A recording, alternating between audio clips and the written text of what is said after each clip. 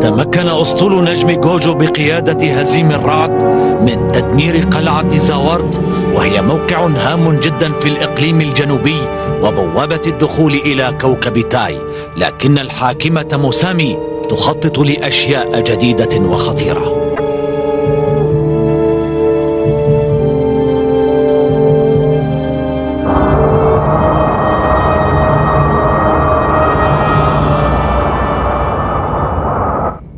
أنت حاكم كوكب رين؟ نعم يا سيدتي، أنا الحاكم روجو ابن راكاك. لماذا لم تخبرنا بقدومك؟ كان واجبي أن أخرج لاستقبالكم. لا تهمني هذه الشكليات سيدتي الحاكمة. أرجو أن تسمحي لنا بمهاجمة مدينة زاورت. من الواضح يا سيدي أنك متحمس للقتال، ولكن يؤسفني أن أرفض الطلب. ماذا؟ أرجوك افهمني. عندما اجتمع الخبراء العسكريون من الكواكب الخمسة حددوا مواقع القتال وتغييرها مرفوض. والدي قتل بيدي روجينا، ألا تعرفين هذا؟ سمعت أن والدك قاتل روجينا بشجاعة، ولكنه قتل. إذا دعيني أهاجم مدينة زاورت، سأقتل روجينا وأنتقم لوالدي. اهدأ! أنا قائدة القوات المتحدة ولا أريد خرق التفاهم. إذا سمحت بتغيير مواقع القتال المتفق عليها لسبب شخصي فستعم الفوضى في الأسطول. ولكنها فرصتي للانتقام، أرجوك لا تحرميني منها. آسفة سيدتي. عفوا، الحاكم روجو معه حق. أعطيه هذه الفرصة. إذا تمكن من قتل روجينا وهي واحدة من الأربعة الأقوياء في جوجو فسترفع الروح المعنوية لجنودنا.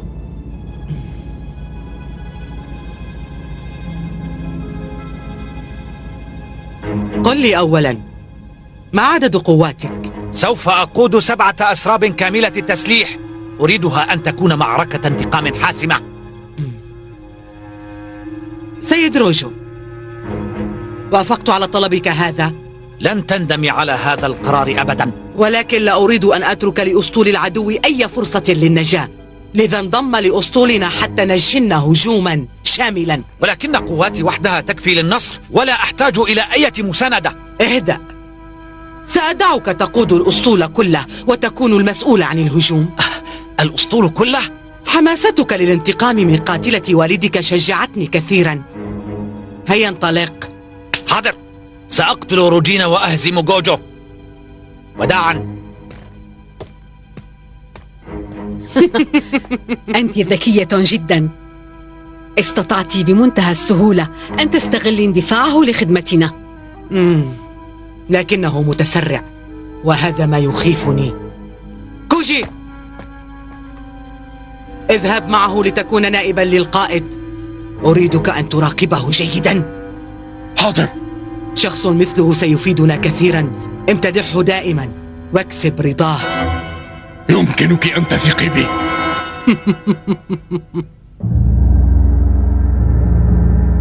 توريزان. نعم أيها القائد. كم بقي من الوقود والذخيرة؟ بقي ما يكفي لمعركة واحدة فقط. جامو، أين موقع فصائل جدر الآن؟ إنهم يقاتلون العدو في منطقة تبعد من هنا سفر 3 أيام. وكيف وضعهم؟ أظن أنه ليس جيدا. الوقود والذخيرة بدأت تنفد من عندهم أيضا. موسامي تريد إرهاقنا بحروب صغيرة حتى تضعفنا ثم تقضي علينا. أنا لدي خطة. خطة الكماشة. ننقض عليهم من الجانبين بمعاونة فصائل جادر. إنها فكرة جيدة. سيدتي، سفن العدو تتقدم نحونا بسرعة. ماذا؟ ما عددها؟ لم نعدها بعد، لكنها كثيرة جدا. هذا رائع. إنها المعركة. حسنا، استعدوا للقتال. سنخترق قوات العدو ونتصل بفصائل المقنع. إلى القتال يا رجال. هزيم، هذه المعركة صعبة جدا. اطمئني يا سيدتي، أعدك أننا سننتصر عليهم.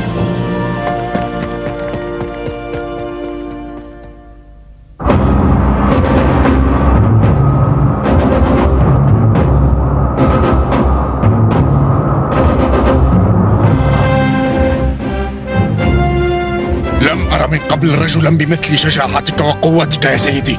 إنه الثأر يزيدني حماسة وانفعالا. أعتقد أن في إمكانك أن تهزم الأعداء من دون مساعدة أسطول القوات المتحدة. هذا ما كنت أتمناه يا كوجي، لكن لا بأس، الآن سوف أريهم براعتي في القتال.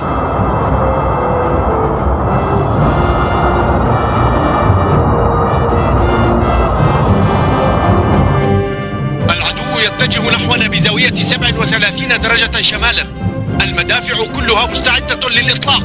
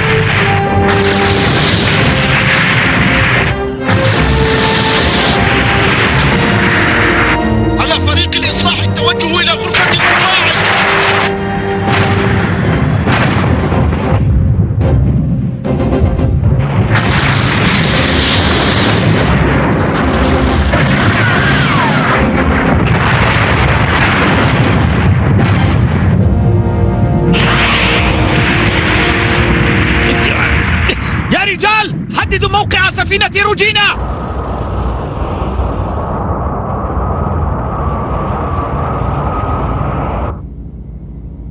لم نتعرض لمثل هذا الهجوم من قبل. صحيح، وهذا العنف ليس من سمات أسطول موسامي. سيدتي، ذخيرتنا ستنفد قريبا. هذا أمر سيء جدا. من الأفضل لنا أن ننسحب حالا. إنهم يهاجمون من المقدمة. تجنبوها! فات الأوان.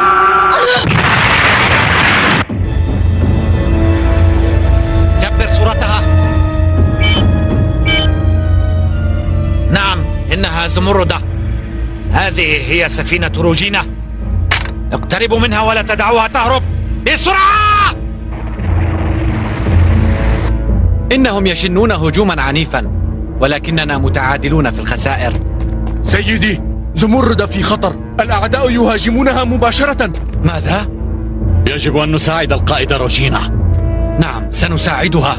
الآن جاء دورنا.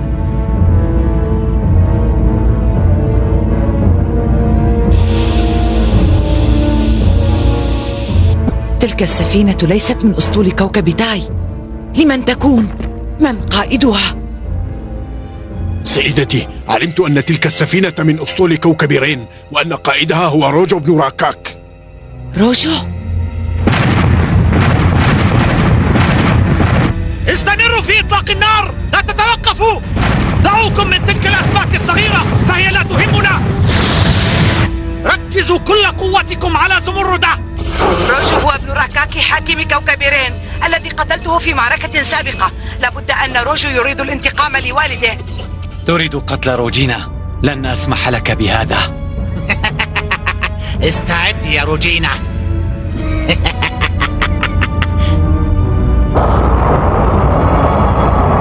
سأنتقم منها.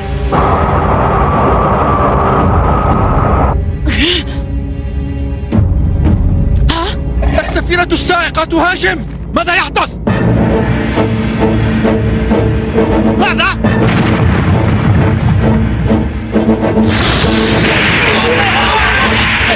هزيم الرعد. نعم سيدي القائد، هزيم الرعد. أتيت لمساعدتك. أطلقوا، لماذا توقفتم؟ ولكن يا سيدي، يجب أن نتراجع. ماذا؟ هذه أوامر من القائد موسامي. يجب أن ننسحب حالا. لابد أنك تمزح. روجينا أمامي وهذه فرصتي للانتقام. ولكن هذه أوامر موسامي ويجب أن تنفذ.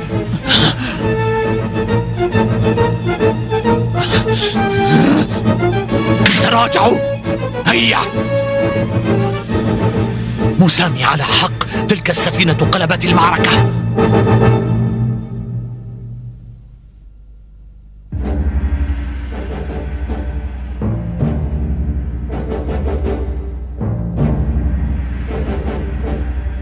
يجب أن نخترق هذا الطوق بطريقة ما حتى نصبح على اتصال بفصائل المقنع.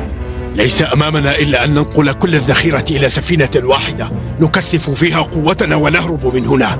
أرجوك أعطيني زمرد و100 جندي وسأغريهم بملاحقتي ريثما تستطيعون الهرب.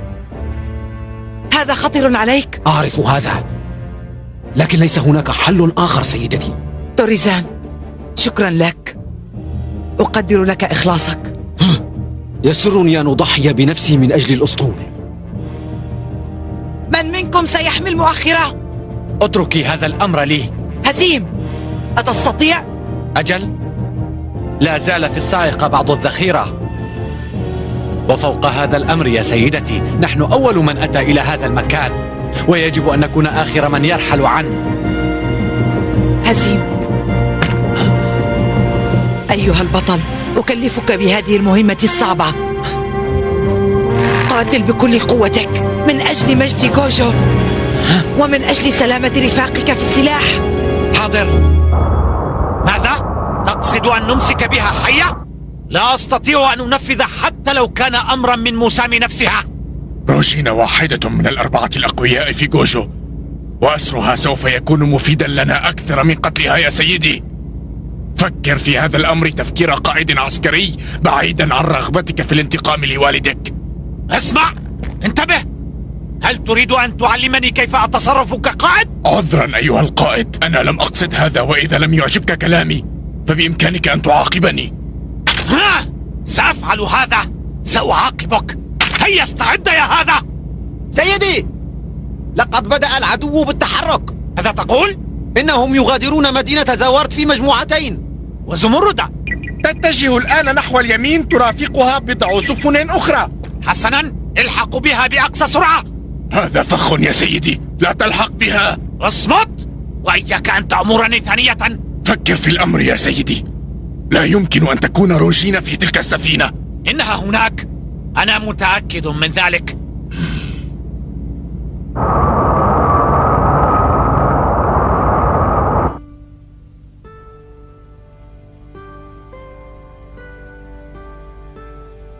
أنت قلقة على هزيم يا سيدتي، أليس كذلك؟ أجل يا غامو. هذا القلق أشبه بقلق الأم على طفلها الصغير. هذا صحيح. منذ أن رأيت ذلك الفتى شعرت أن مستقبلا باهرا ينتظره، ولهذا وقفت إلى جانبه وساعدته، حتى بت أشعر أنني مسؤولة عنه مثل أمه تماما. إن زمن الحروب هذا مخيف، إلا أن هزيم يملك ثقة بالنفس وجرأة وشجاعة تجعله لا يهاب الصعاب. ولماذا رميت به إلى أحضان الموت يا سيدتي؟ أتقصد تكليفه بحماية المؤخرة؟ نعم. إذا مات بسهولة فلست آسفة عليه، لكنني واثقة بأنه سينتصر وسيعود حيا.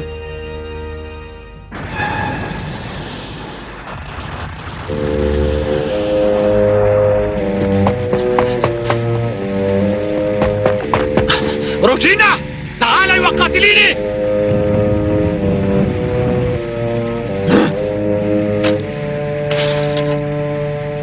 أين هي روجينا؟ قاتلني! حسنا!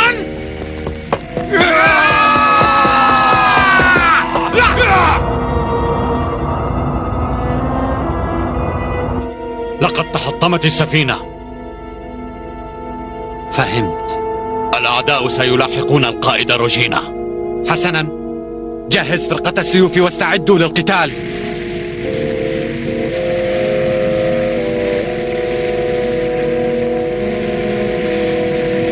لقد حاولت وهذا ما استطعته.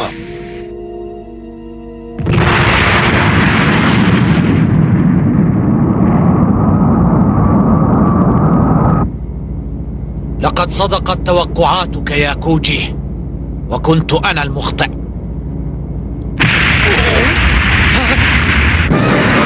العدو يتقدم من الجهة اليسرى.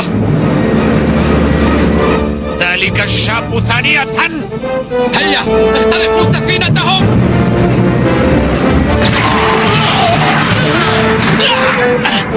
حسنا، قاتلوا بكل قوتكم أيها الرجال. نحن قادمون.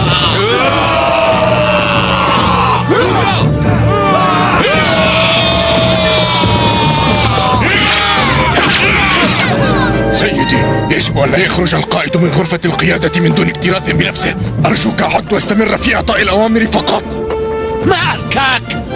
غزوا سفينتي ومنعوني من الانتقام، ومع هذا تريد أن أبقى في غرفتي؟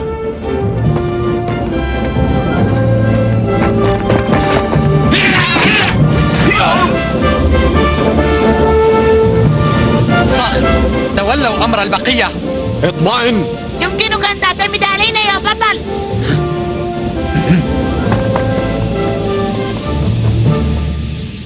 دعنا ننفذ المهمة.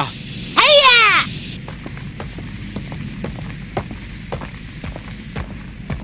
انتظروا. أظن أنك رجل مغرور حاكم رين. أنصحك أن تستسلم لنا. ومن تكون أيها الفتى؟ هيا عرف عن نفسك. أنا هزيم الرعد، قائد أسطول نجمة جوجو التابع لإمرة القائد روجينا. هيا قاتلني. إذن هيا استعد، سوف أقضي عليك. أنا في انتظارك. ستندم على اليوم الذي حملت فيه سيفا. أنت تبالغ كثيرا في إثارة غضبي عليك.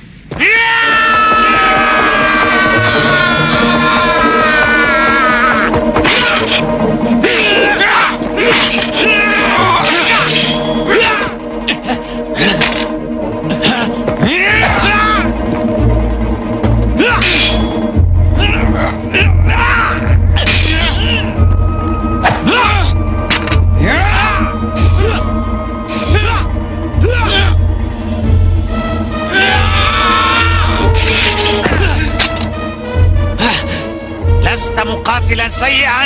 أنا لا أنتظر شهادتك، وسأريك قوتي الحقيقية.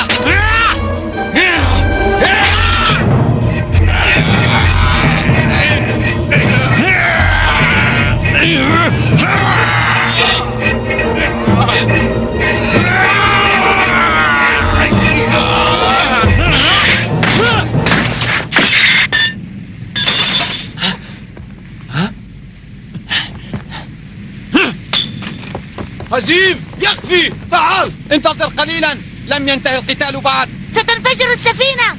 لقد وضعنا فيها قنابل موقوتة. ماذا تقول؟ حسنا، تراجعوا. هل تريد أن تهرب أيها الجبان؟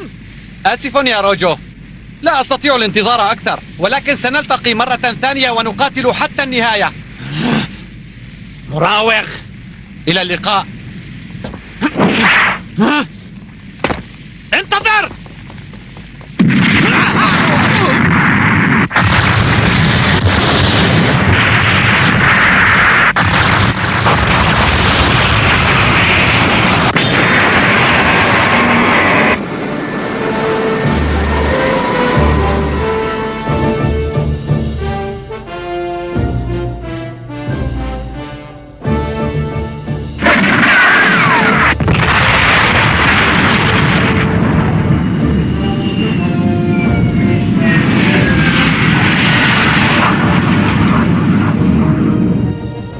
انتصرت علي هذه المرة يا هزيم الرعد، ولكن سنلتقي ثانية وسوف أرد لك الصاع صاعين.